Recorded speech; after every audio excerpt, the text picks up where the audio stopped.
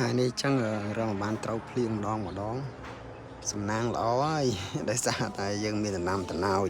ប៉ុន្តែសម្រាប់អ្នកផ្សារអត់ដឹងទេណាសម្រាប់អ្នកយើងចំការស្រែនេះត្រូវភ្លៀងគឺដល់ពេល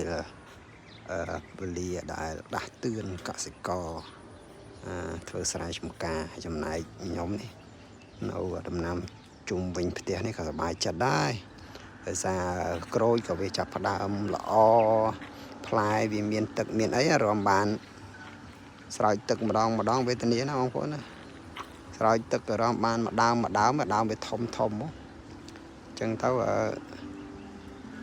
រោទឹកស្រោចមិនចង់បានទេដោយសារយើងអត់មានប្រភពទឹកយើងដាំលក្ខណៈគ្រួសារអត់មានដាំលក់ដាំអីទេនេះក្រូចពោធិ៍សាត់នេះសម្រាប់ទិញអីហ្នឹងគឺអត់មានលក់ទេបាទគឺសម្រាប់តែខ្ញុំគ្រួសារ4នាក់ហូបទេដាំអត់ប្រាថ្នាលក់ឯងប៉ុន្តែ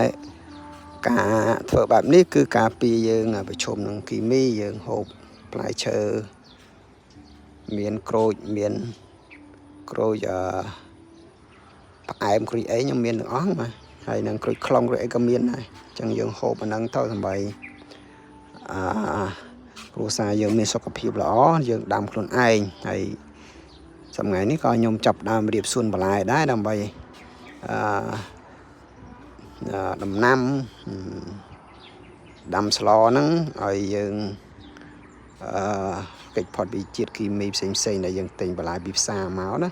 អត់មានប្រភពច្បាស់លាស់តែមកពីណាអញ្ចឹងណាអញ្ចឹងក្រូចពោធិ៍សាត់ក៏អញ្ចឹងមិនដែលបានបាញ់ថ្នាំអីមកកែទេភាសាយើងគិតថាយើងដាំក្រូចហ្នឹងគឺដើម្បីតែហូបតែម្យ៉ាងអត់មានទៅលក់ទៅដូរសម្រាប់ផលចំណេញអីទេបាទសម្រាប់តែហូបទេ